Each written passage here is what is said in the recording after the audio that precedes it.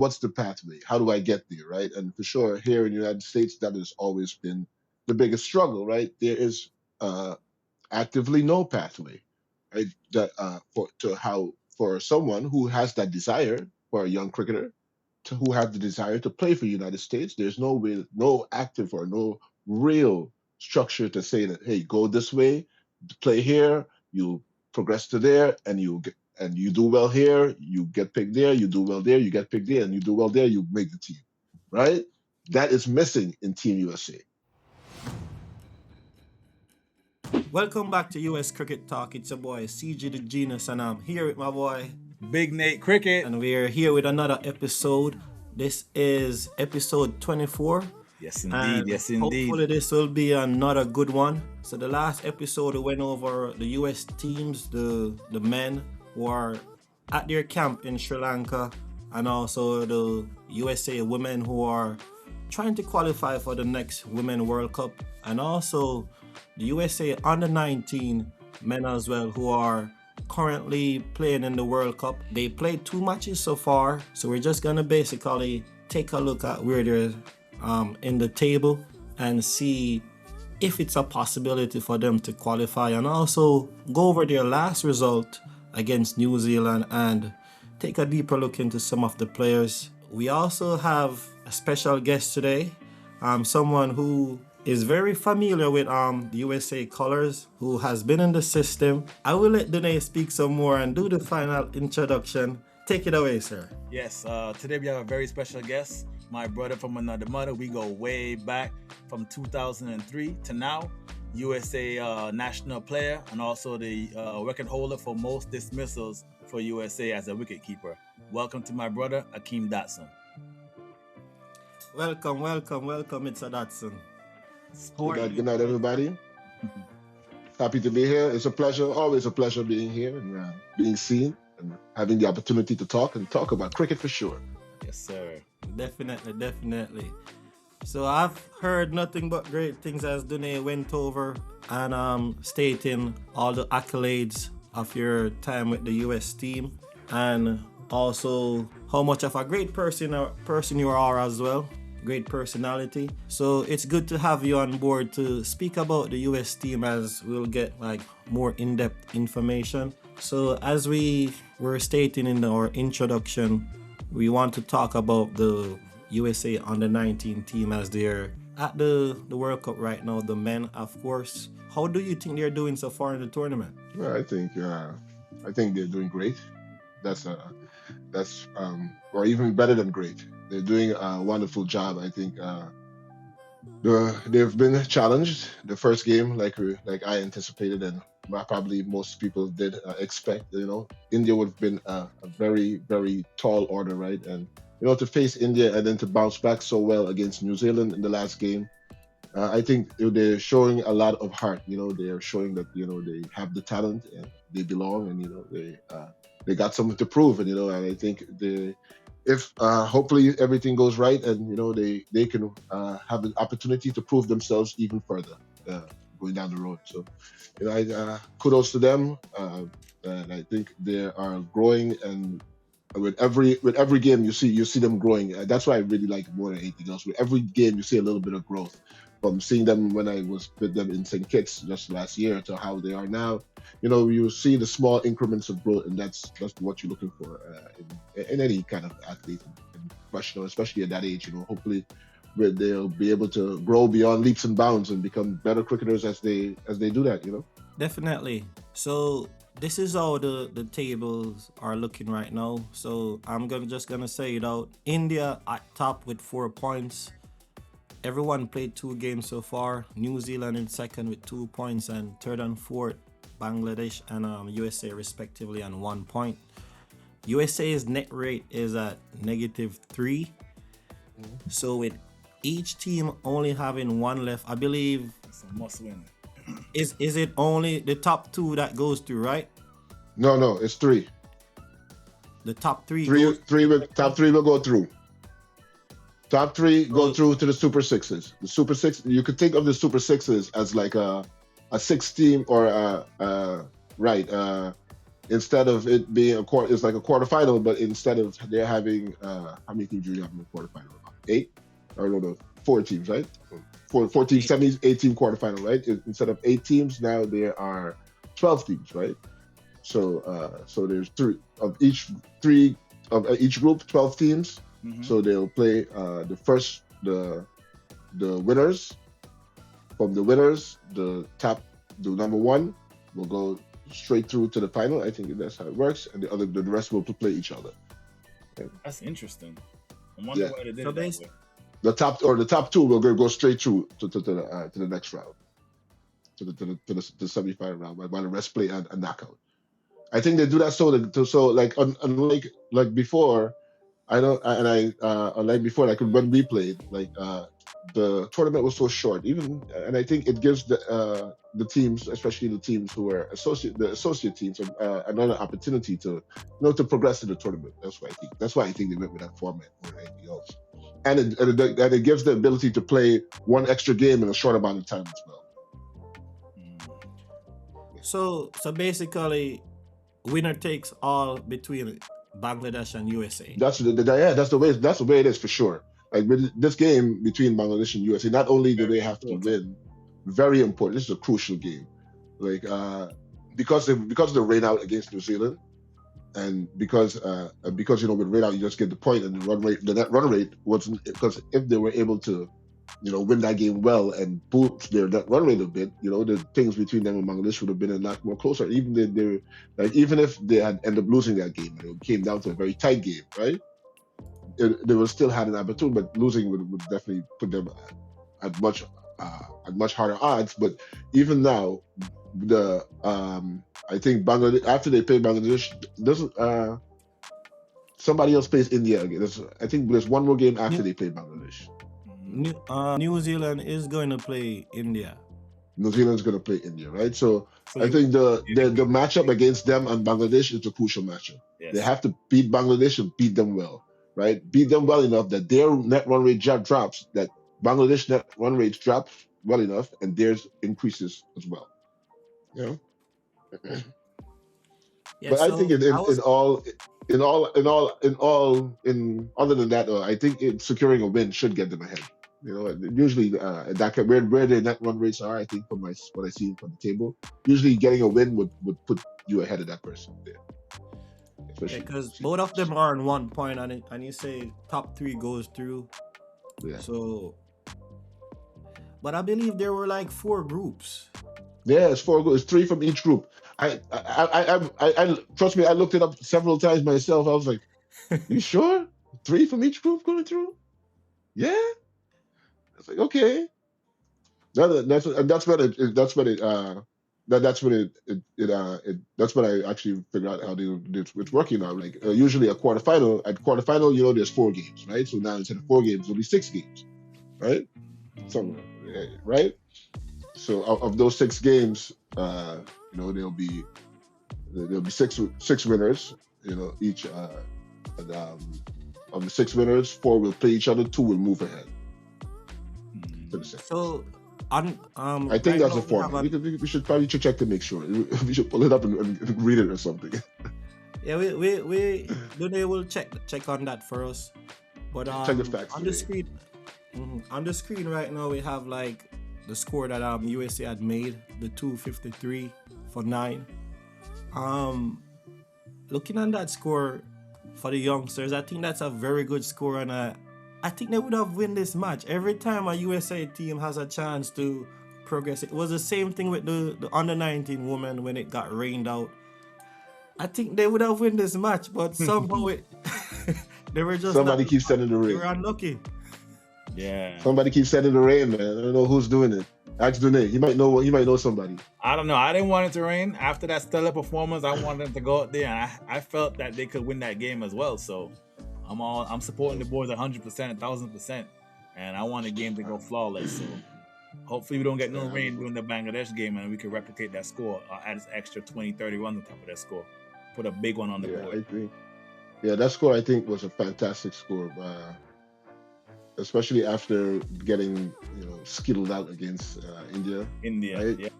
right? Especially after getting knocked down like that. You got to be able to stand back up, and they showed that. And that's what I asked for when I did the video last week, and that's what they Yes, did. They that's stood tough. back up. They kept punching, and even when the game started, going through as the game started and they lost the first couple of wickets, and then they lost those bunch of wickets in a flurry, right? Yep. A lot of times you might have thought to yourself, oh, you might yeah, they ended up, they were like 40 for 5, right? Yeah. So watching the game, you might think, oh my God, here we go again. It might happen like India, but they really dug deep. Nitish, and I forgot who he was at the crease. Nitish and Shiv Shani, right? The two of them at the crease really stood up and really put together a really good innings. And that partnership, I think, really helped everyone else that was there in the hut waiting to come out to, give them the confidence to keep pushing forward. And once they pushed forward and got to that 250, I said, boy, that's it. Stole the momentum. Let's run with the bag. Yep, and that was a brilliant knock by Nitish, by the way. Congratulations to him. 170 Yeah, big, not big. out. That was a Big knock, one. man. Yeah, that was a big knock, man. Way to put your hands up for the country. Yeah, big one for sure. The first of its kind, right? The first time Yes. USA cricketer has made I 100 know. at World Cup. And against World New Cup. Zealand too. Yep, and Come against on, New man. Zealand. Don't play with us. Yep. Definitely against one of the big boys, right? One of the Sir. test playing nations of the world, right? Yeah, it's definitely a great accomplishment. Yeah, and I for them, remember that forever. more than he's a historian. He made history, He's in the books forever. No one will ever forget that. He's the first. Yep. The first to do it. The first to raise his bat at World Cup. In World Cup competition for Team USA. The highest score before that 117, was it Andy? I think Andy had the highest. Yeah, Andy Mohammed was the highest. Yeah, for under 19s, the highest in World Cup was Andy Mohammed before that. Yeah, shout out to Andy as well. So that was awesome to see, man. Are you getting memories or flashbacks when you see this scorecard of when you went? Of course, man. I mean, we got almost the same score, right, against West Indies. Yeah. Awesome. Yeah, chasing that 350. And then when we played, man, and then looking back at it, more than flashbacks. When you look back at it, there are a lot of similarities between how they are going and their progress and the things that we went through then. And you think if we had, or you don't want to think if we had, or what if, right? Those are things we can't control, right? But you see that just like we had the passion to play, they have this passion to represent. Definitely, that's great to see. So I'm going through the scorecard right now. My analysis from the team, I'm seeing where they have good technique. It's just sometimes poor decisions.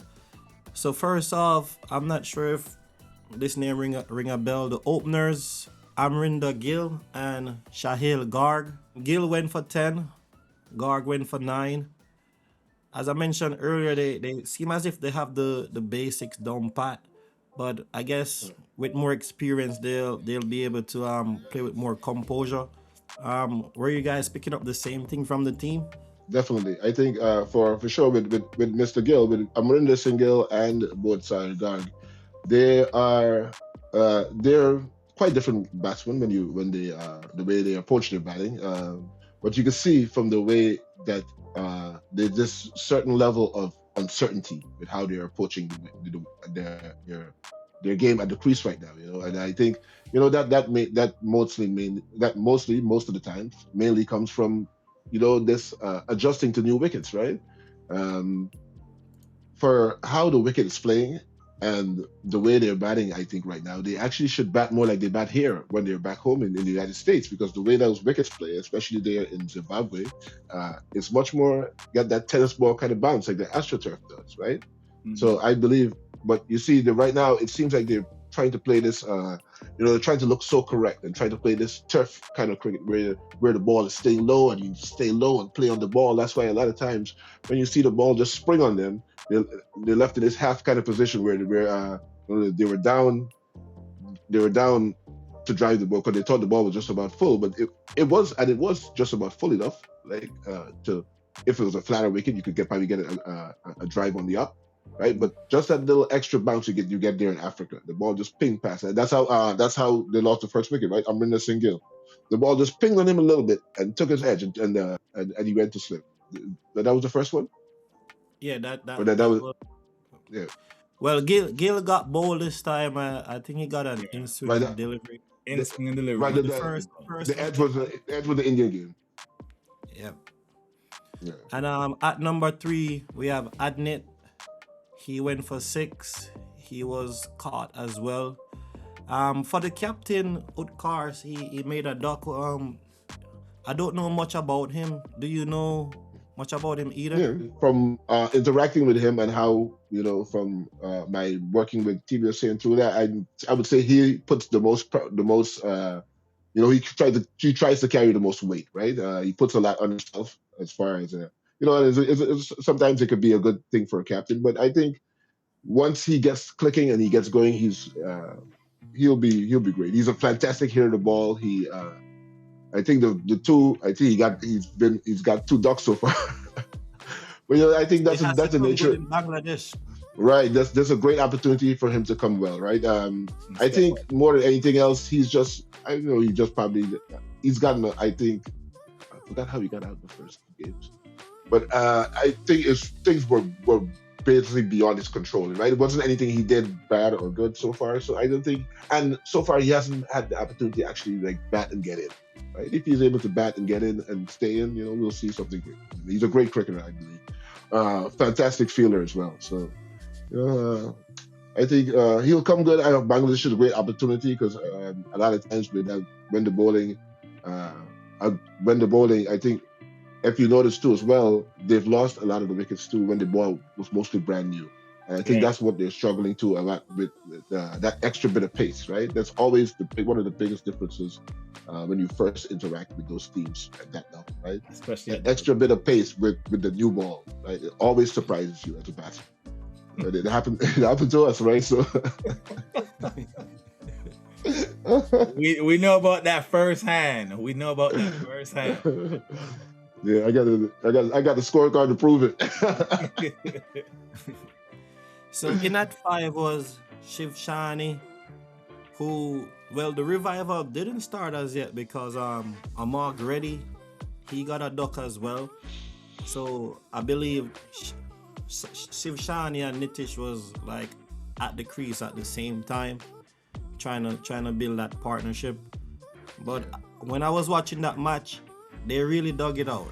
They didn't really give much chances in that early on, and they were playing positive. So I'm not sure if they were saying it's all or nothing, but they weren't playing timid at that point. Yeah, one thing you got to realize that not only did Niches step up and they held it together, but they started playing without fear. Once you start playing without fear, then the sky's the limit. That's one thing that I realized. If you go out there, you're having doubts in your mind, that's when it starts playing tricks on you and you get out like that and you get out cheaply. So just got to go out there and be confident and back yourself. You're there for a reason. So don't go out there with no fears, or it doesn't matter who you're facing. It's one ball. And I think Nitish did very well with that 117 to show that he's not going to fear them and he's not going to back down. So always got to have that courage when you go out there and have that confidence in your game. Don't get there and get in the shell and change your game. Play your natural game and let the game come to you. He's always been a very confident cricketer, Nitish.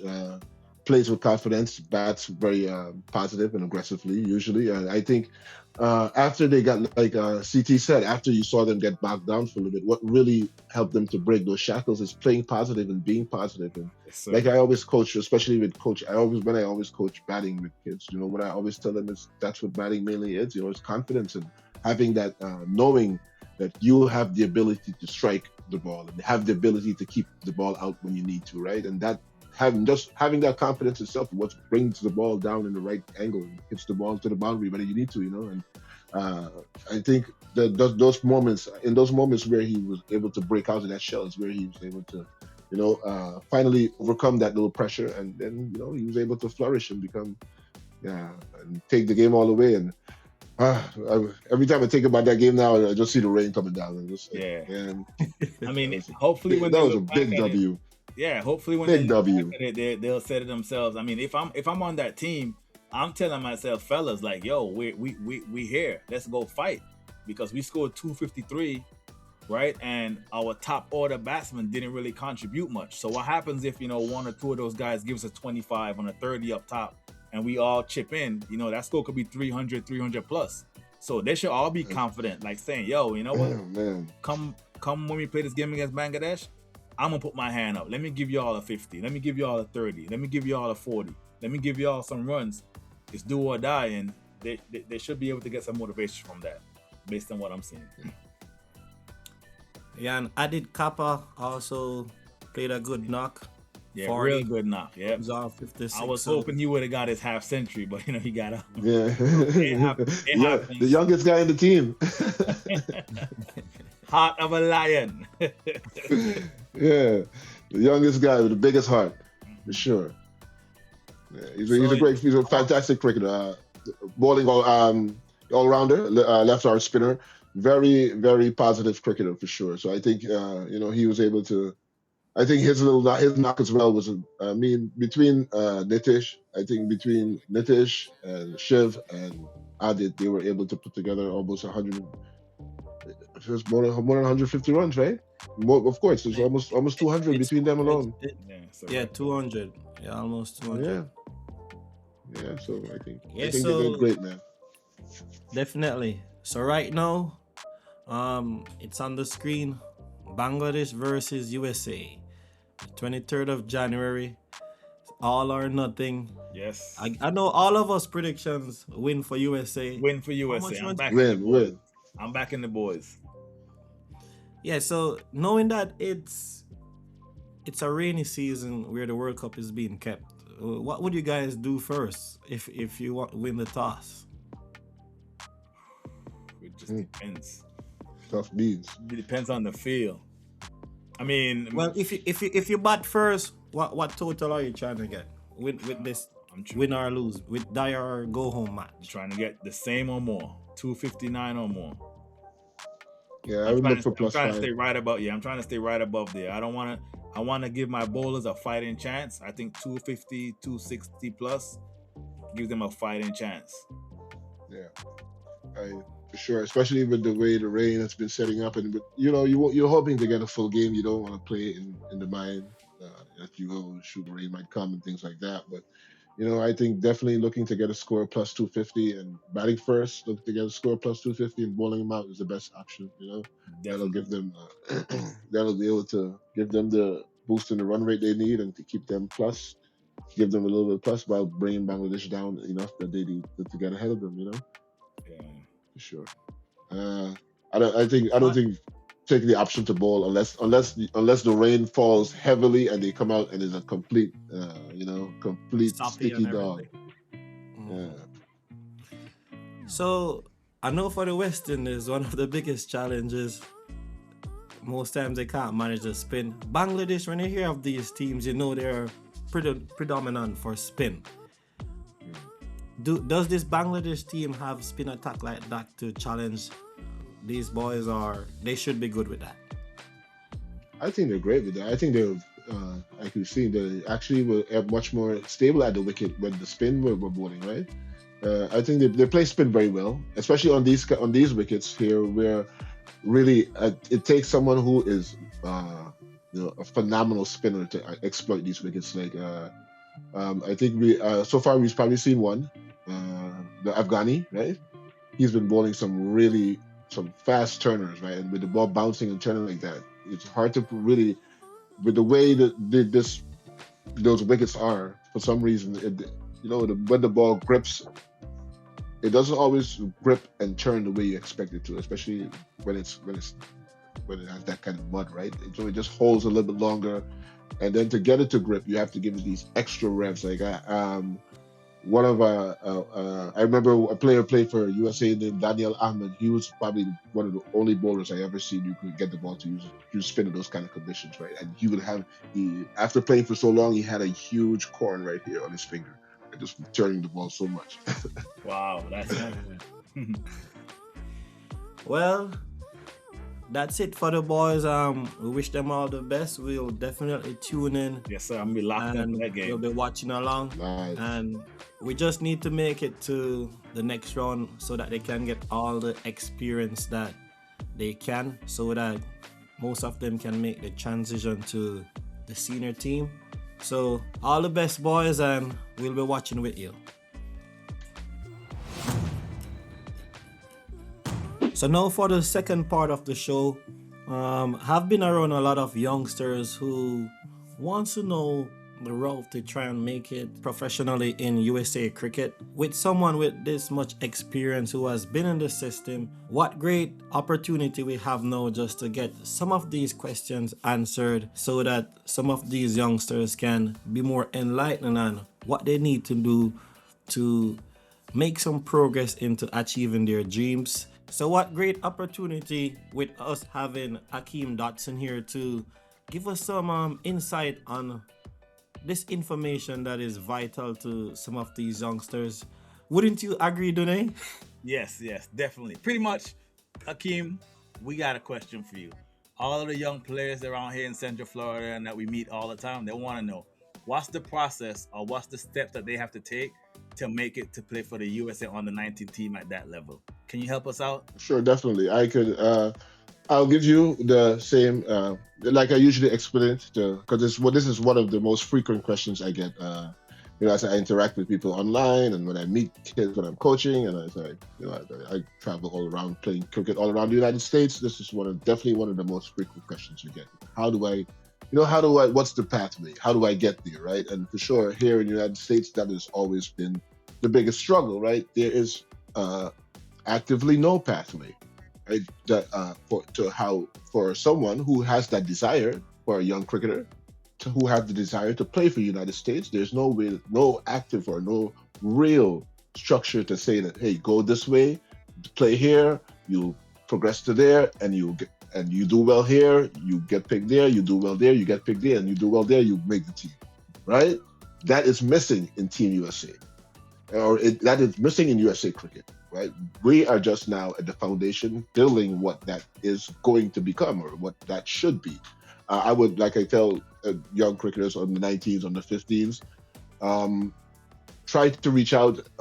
Here right now in the United States, here the way the climate is, most around the zones and the hubs, it is the academies that run most of the things that happen, and most of the interfaces or most of the interactions that happen between zones and things like that they pick the teams from. It is the academies that fund it and run it. That's the way it's been since last year, but hopefully things change as things move forward with progress and everything else that's going on. Right. So I always tell the kids, find out, reach out to, if you do have a coach, ask your coach. If you don't have a coach, there's usually always a zonal representative, of someone who is the zonal, is the zonal director. They should always know. There's definitely always a junior director, someone who a junior coordinator, I think he's called now, that coordinates those things for every zone. Every zone there in South Florida, in New York, and I think there's where they were the last time they were 8 zones. So 1, 2, 3, 4, 5. Yeah, that's 6 zones. Like a lot for a young cricketer that's coming up. 6 zones, right? But remember, it takes that bit of. That's the way cricket has always been in the United States, right? It takes that bit of effort if you want to play cricket. If that's what you want to do, it takes a bit of reaching out. Unfortunately, here in the United States, like I always say, this is the final frontier. All right, so things aren't easy here for you, especially as it gets even tougher as you move away from junior cricket and into the adults, right? As you're transitioning now from this talented cricketer, even if you had played for the United States, right? How do you now make your mark to say, I'm good enough to play for the senior team, right? Without really any pathway of any active way for you to showcase your talent, right? So that's why I always tell them, I tell them what you want to do is, even though you might not know who to reach out to, you could always start by doing things on social media or try to reaching out. Always, take a lot of video of yourself, put yourself out there, right? That's also one other way to try to do it too, right? Because unlike like everybody else or most other people, your favorite cricketer and your favorite team owner, he's on Facebook looking you on Facebook or Instagram. He's scrolling too, okay, right? Yeah, And if he we sees know if he about the sees you there, we know about the social media cricket. We understand that part, but it is right? But bro. being very active and very intentional about what you're doing is important, right? Don't just do it because you think this is funny and looks cool, right? Make sure you take good straight video of yourself, playing this shot, But take things of yourself failing, right? And then ask questions about that. But then, other than that, I would say that what they need to look for, I think it's going to happen for sure going into the future as things change with the recent ruling and things like that, as things are put into place. There is in every zone there's a zonal. There's zonal hubs around the United States, and you can reach out to the zonal representative, or they usually always make announcements that yeah, we're having a trial. Hopefully they do.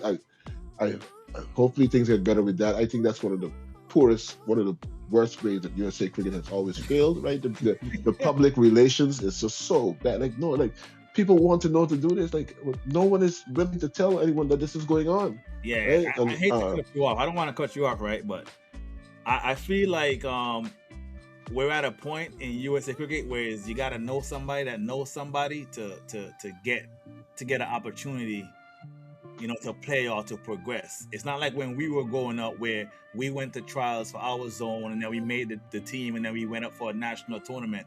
I can't tell the last time we had a national tournament. So the pathway to get there, I feel is skewed, like you're saying. So when you have all these other sports that these kids can, adapt or go try out for, which is easier, you just sign up or you go on a website. That kind of, makes it harder for the local kids that are asking us the question to want to play for USA or want to progress. What do you think about that? So hold on so I've been listening, and based on the first step that Akeem just mentioned, the academy. So these academies, are they being advertised? And I know has to be some cost to it. Like, do they have to pay to join those academies? And these kids, if they're not seeing it, that means it's not really out there. So how do they, firstly, how much does it normally cost to join an academy, and like where do they find them?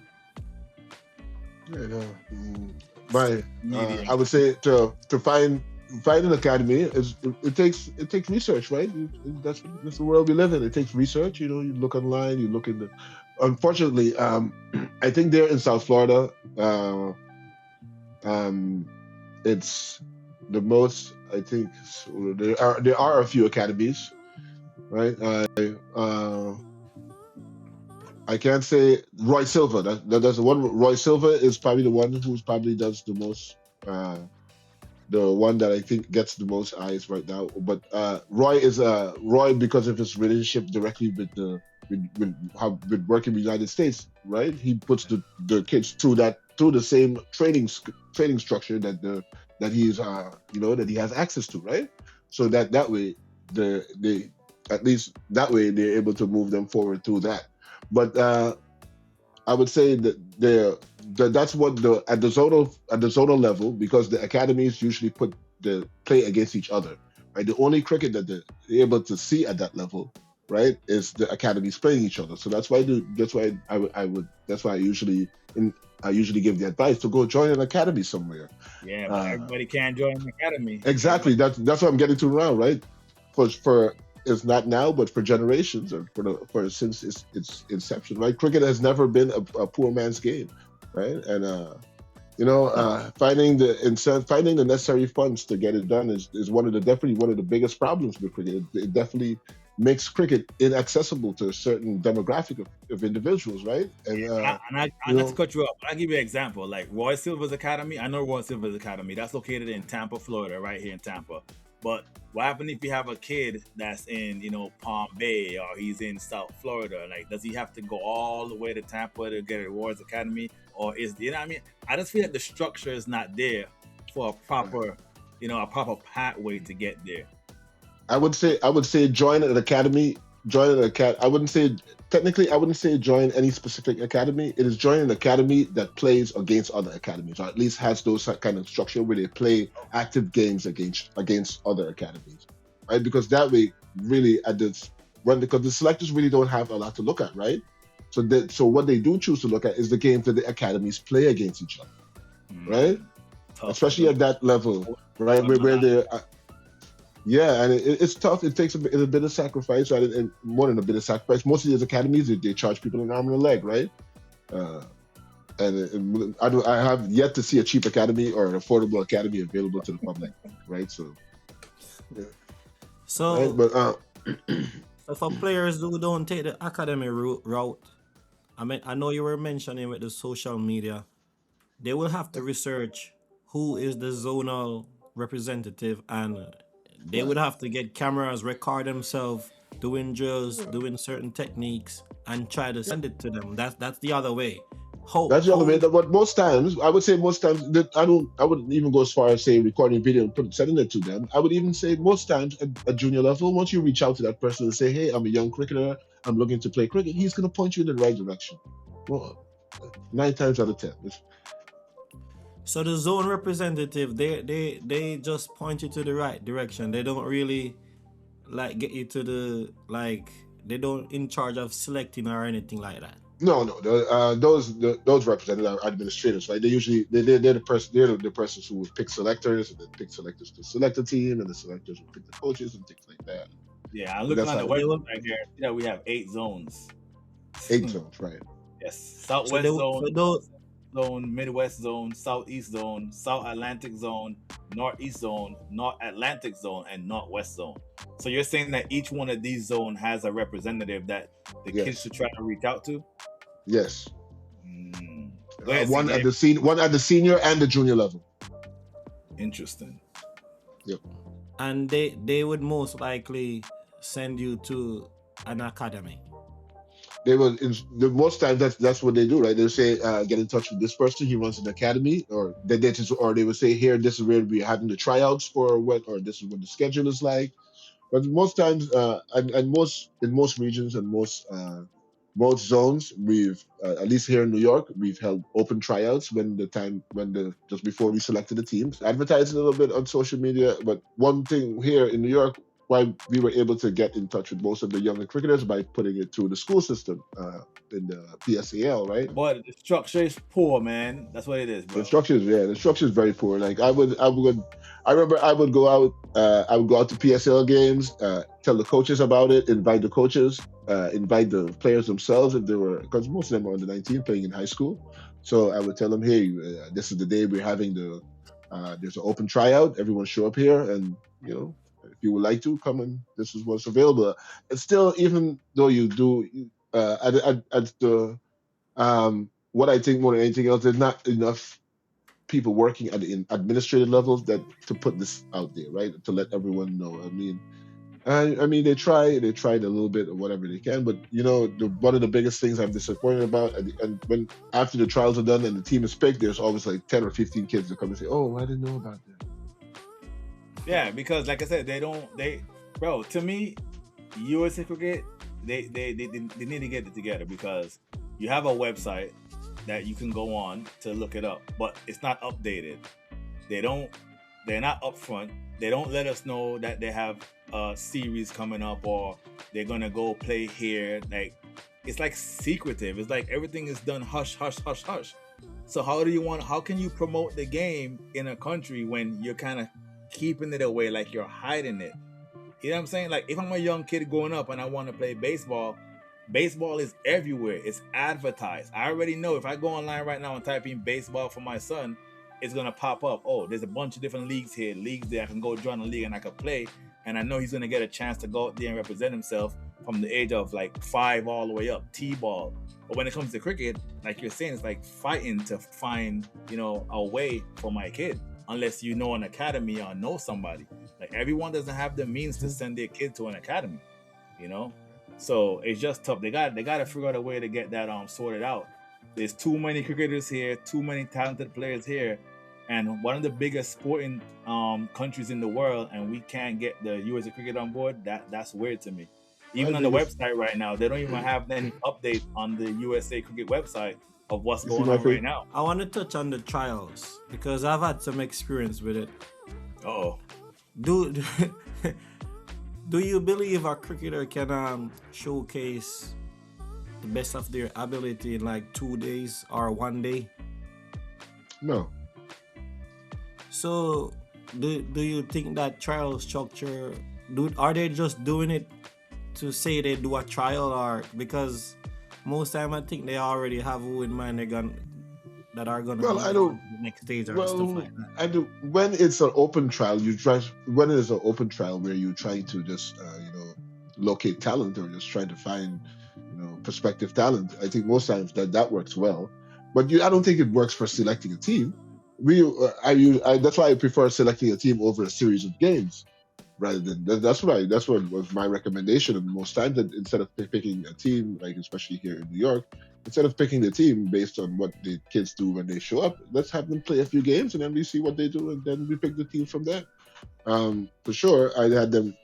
They did have me do an initial trial sequence where they came and did some fitness, and they ran, and knocked the little net for 2 days, and I said, "Yeah, that's great, but how about we have them play a few games before I say this is who and who's going to play?" Because this could do one thing one day in the net. It's because they have all the confidence, but you put them out there in the middle, and this guy's running with a few umpires, and somebody's running up, and it's a whole different kettle of fish. And that's the important part, right? That's what you want to see. Who's able to perform when everyone is suited up and the umpires are ready and it's game time. And that's what's Definitely. really most important. Right? So I think that's the way. I do believe. Remember, a lot of the structure will. I don't think the structure will change drastically, but a lot of what's happening, especially as things change right now after the most recent ruling, and then as things go forward, I think a lot of these things that a lot of these, hopefully, I hope, a lot of these complaints that we have will be heard and addressed, right? Those are the things we hope for, right?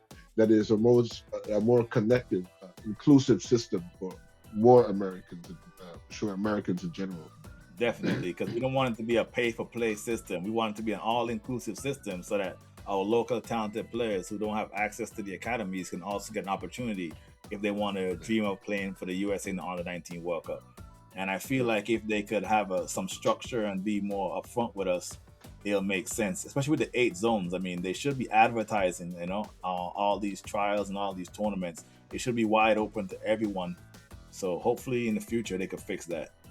The potential for growth and establishing a structure like last year World Cup was 24, 24, 25. Uh, Last T20 World Cup was 24, right? Yeah, So 24. we met here in New York. Myself, a few other coaches. I think they did a few. I think they also did an event like this in Florida, maybe when they were in Fort Lauderdale. DP World. I see that word. But that's their Division development. The One. ICC's the ICC's developmental structure, along with ICC Americas, held a small conference with us to a small high performance coaching conference, right? And during that conference, we outlined, along with Robin Singh and a few other high performance coaches from Scotland and around the world, we outlined this a perspective structure to use going forward for the development of USA cricket, right? And that's what that structure we're implementing now. We saw that implemented last year with the USA under 19s through the under 19 structure. It wasn't implemented at the senior levels yet because for sure, what we're after for sure what's happening right now is a very big reset, right? So what we're thinking about, as far as perspective of building USA cricket, what we're trying to build is that Olympic team, right? Or that Olympic team, and then USA cricket for the next into the next decade, right? So as we Mm. prospectively look to build that, the structure is basically meant to target or meant to start there and build up for that into the future, right? So the structure should, like you said, includes all those 8 zones and should, uh,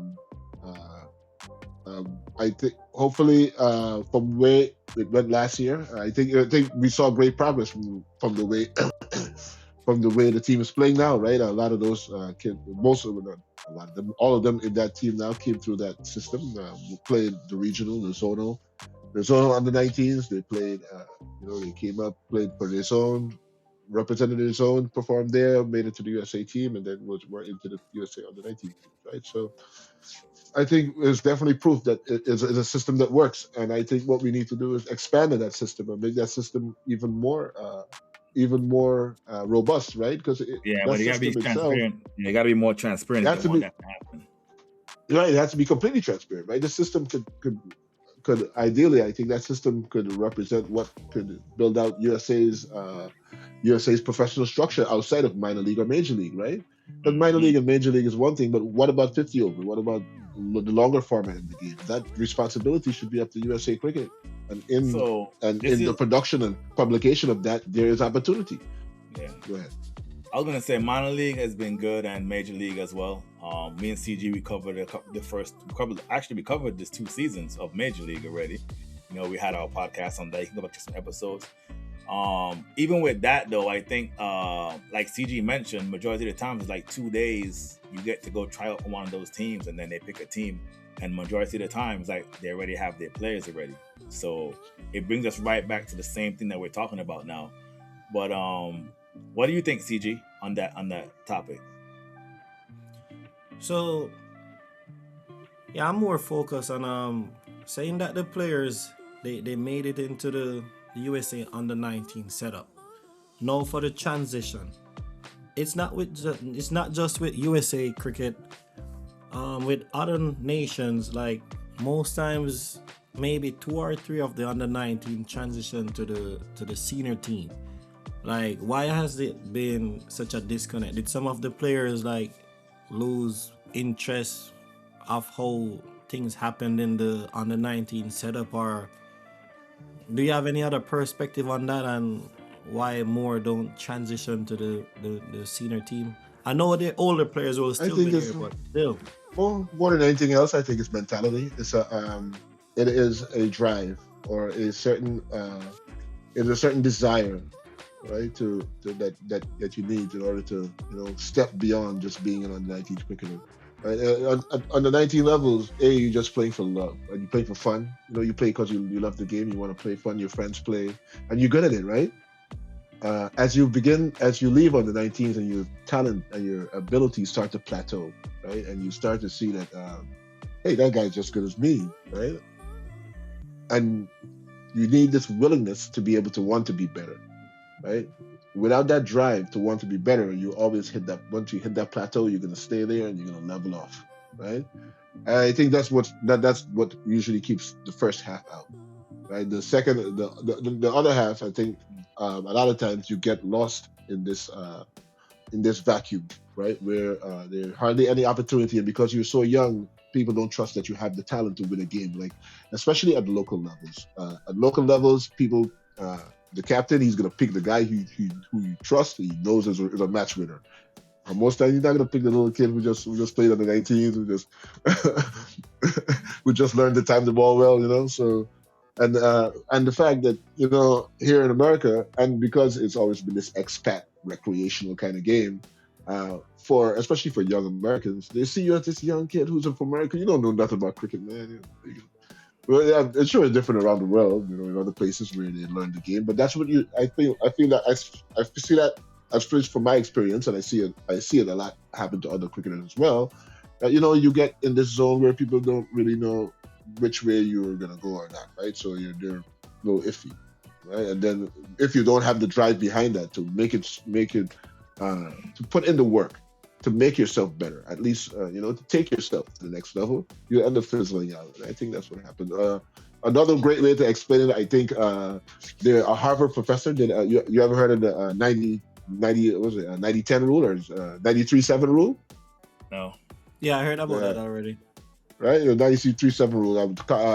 Harvard professor, he asked the class to write their goals down. Right, he told everyone in the class to write their goals down, and told them to write their goals down, and then to keep it up. And there's something they should keep up. Right, of the people who wrote he said he didn't ask them, he didn't actually make them do it. He said this is what you should do. Right, it's great.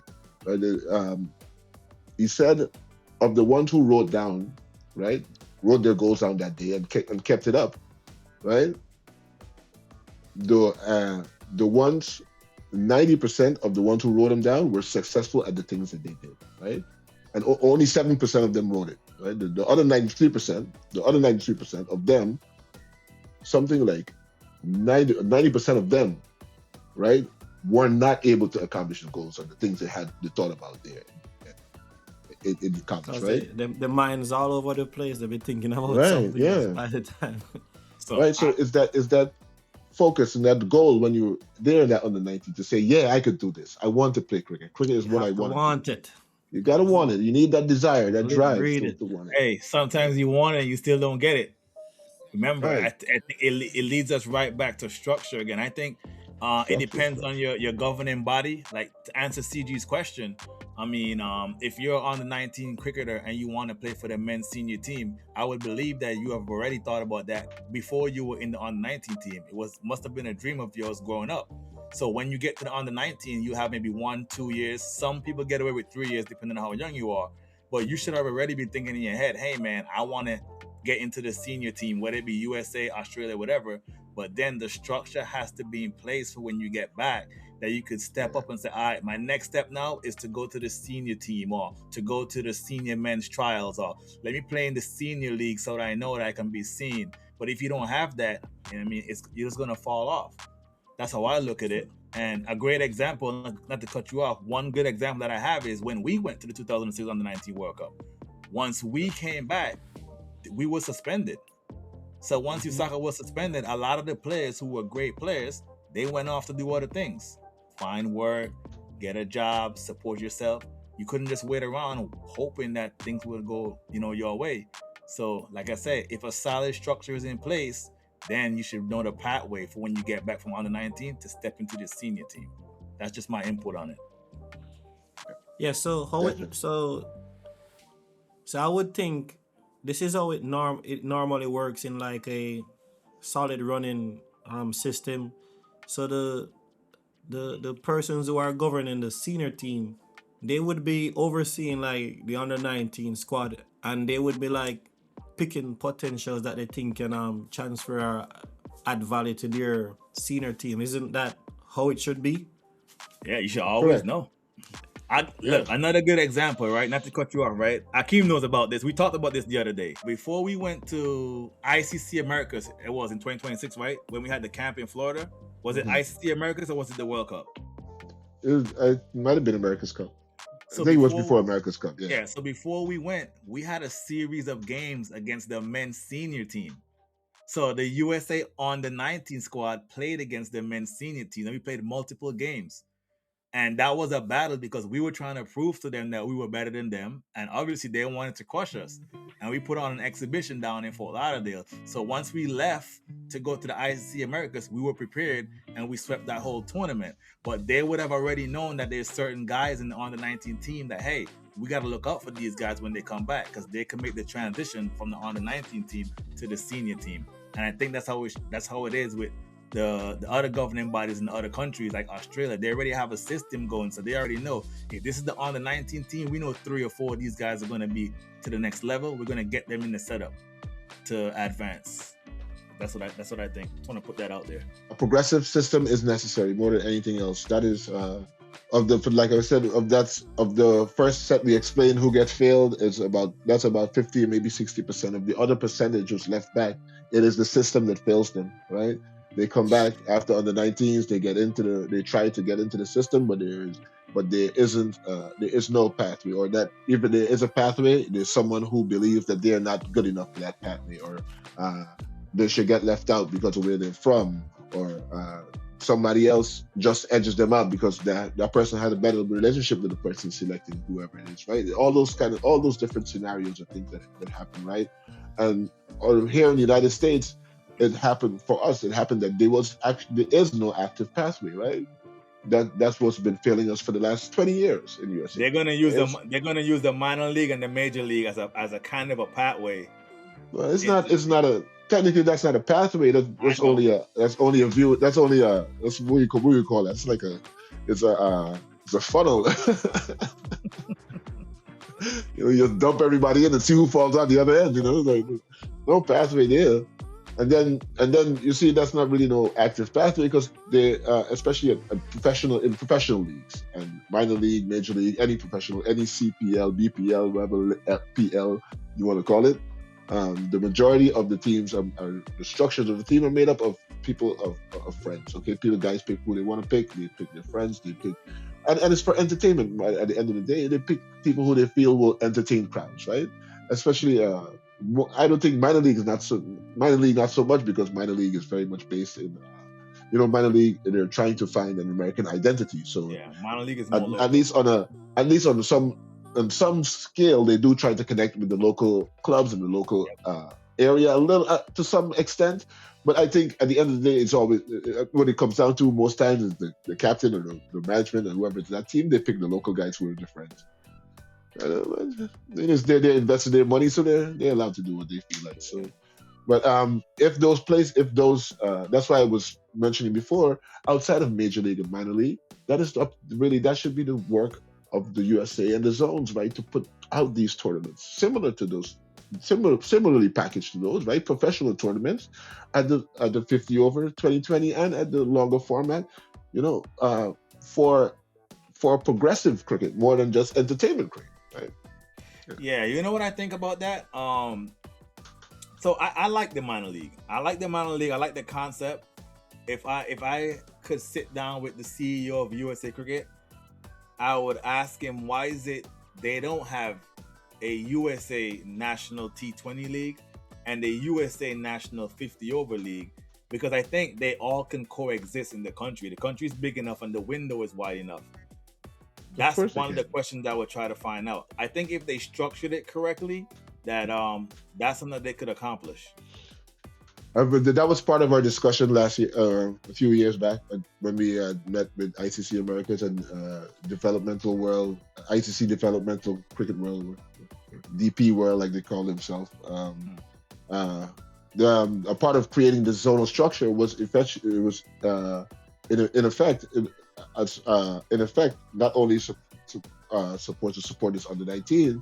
It should build out this professional structure like almost like Ranji Cup or Big Bat, like the what's the Australian Premier structure called? I always forget. It's called I can't remember right now. But yes, there's like a similar structure to what is played in Australia, right? Or the county structure like they had back in the day in Guyana, right? Or even the county structure in England, right? That is what it's meant. That this zonal structure is meant to encompass, right? It's meant to be all of this. The structure that promotes and sustains cricket in the United States for American cricketers. CG. Yeah, so I've been listening. It's what I've been hearing mostly from Dene is just the structure, is just beating that structure. Yeah, man. Yeah, man. Being down the shit still, you know?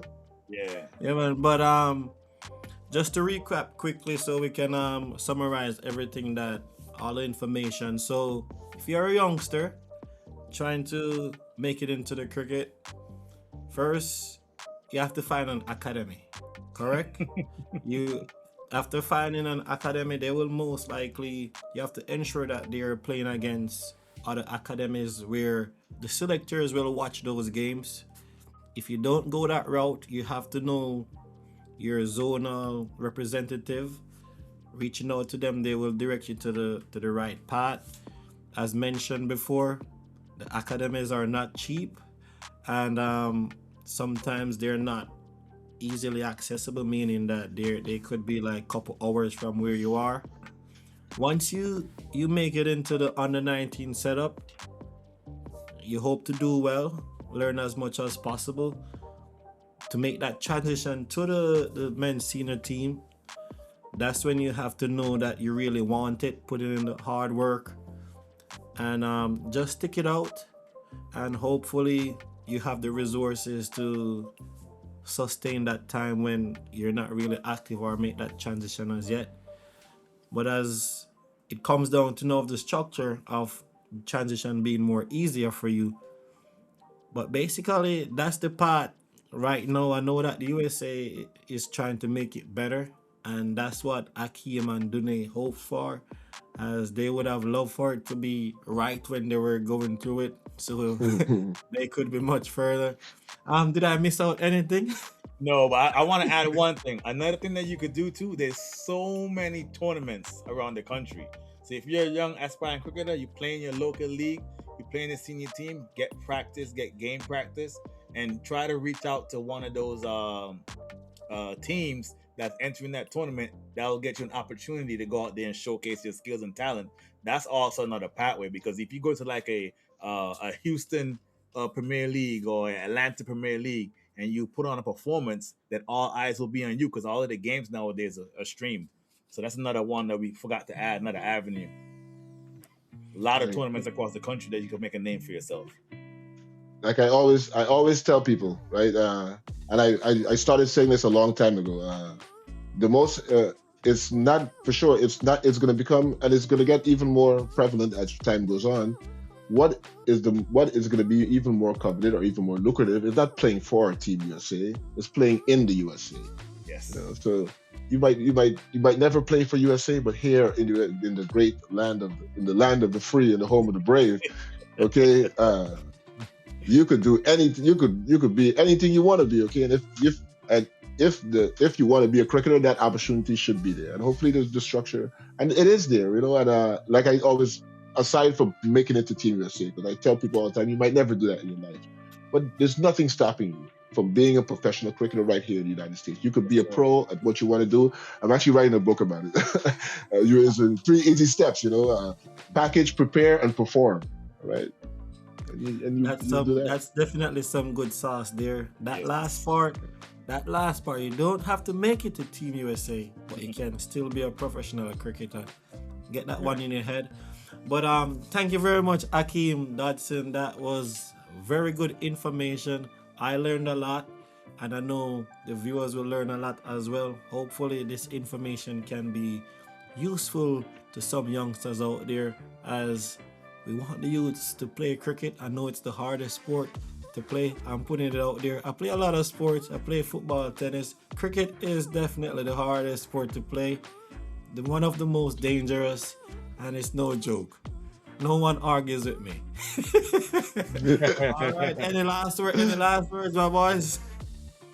I just want to say congrats to Akeem on his lunchbox show. We saw him on there representing cricket. Next time you go on the show, invite me and CG as your backup. Right? I need some. I need some. I was there all by myself. And a shout out to Lunchbox as well, man. I love what you guys are doing over there. All right. Bless up. Until next time, it's us from US Cricket Talk. Have a good night. Have a good day wherever you are in the world, and stay blessed. Nothing every time. We out.